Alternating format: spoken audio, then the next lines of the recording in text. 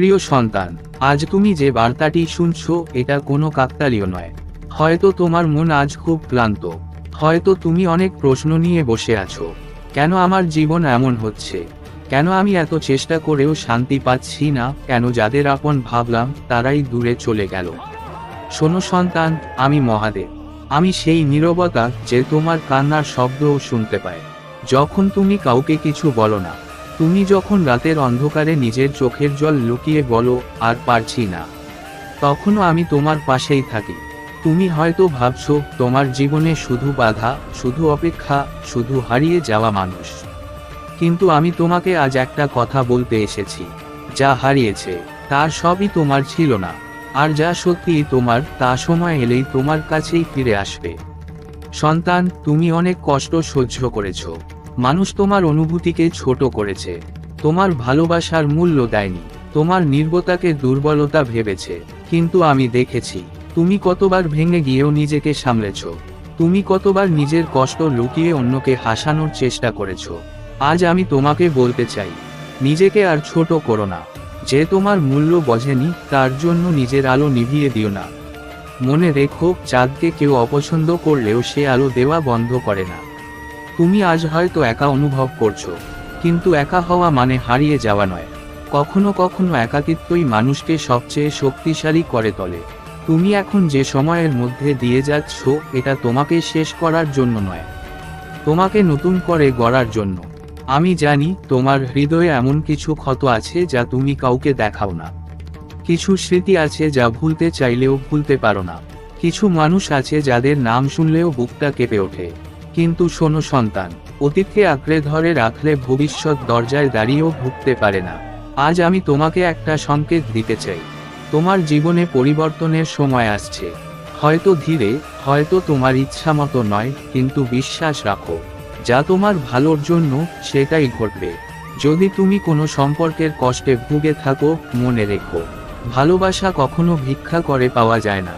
যে সত্যিই তোমাকে বুঝবে সে তোমাকে হারানোর ভয় পাবে, তোমাকে অবহেলা করবে না, তোমার নীরবতা পড়তে শিখবে। সন্তান, আমি চাই তুমি নিজের জীবনের দিকে আবার তাকাও। তুমি কি শুধু অন্যের জন্য বেঁচে আছো? তুমি কি নিজের স্বপ্নগুলো ভুলে গেছো? তুমি কি নিজের মনকে এতদিন শুধু কাঁদিয়েছো? যদি তাই হয়ে থাকে তাহলে আজ থেকে বদলাও। আজ থেকে নিজের জন্য বাঁচতে শেখো, নিজের ভিতরকার শক্তিকে চিনতে শেখো। কারণ তোমার ভিতরে এমন আগুন আছে যা অন্ধকার সময়কেও আলোয় বদলে দিতে পারে। মনে রেখো, রাত যত গভীর হয়, সূর্য ওঠার মুহূর্ত তত কাছাকাছি আসে। তুমি হয়তো ভাবছো কবে সব ঠিক হবে। আমি তোমাকে সময় বলতে পারবো না, কিন্তু এটুকু বলতে পারি, যেদিন তুমি নিজেকে বিশ্বাস করতে শুরু করবে সেই দিন থেকেই তোমার ভাগ্য বদলাতে শুরু করবে। নিজের মনকে পরিষ্কার রাখো, অন্যের ক্ষতি ভেবো না।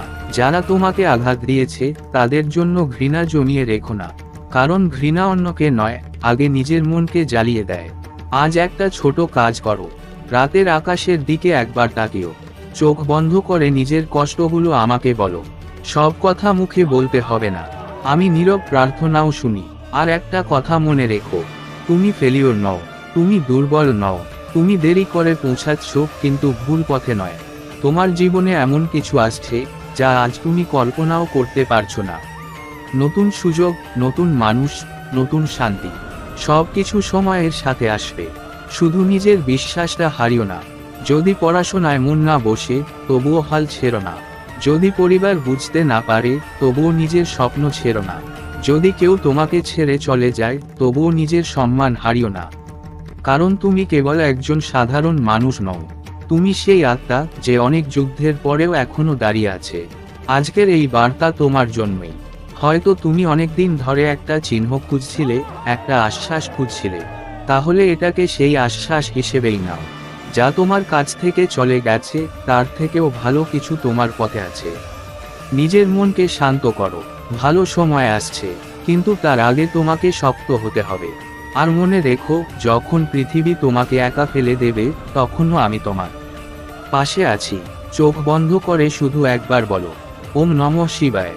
তোমার ভয় কমবে, মন হালকা হবে, আর তুমি বুঝতে পারবে সব শেষ হয়ে যায়নি, কিছু নতুন শুরু হওয়ার অপেক্ষায় আছে। আমি মহাদেব, ঝড়ের মধ্যেও যে তোমাকে আগলে রাখে। অন্ধকারের মধ্যেও যে তোমার ভিতরের আলোকে নিভতে দেয় না।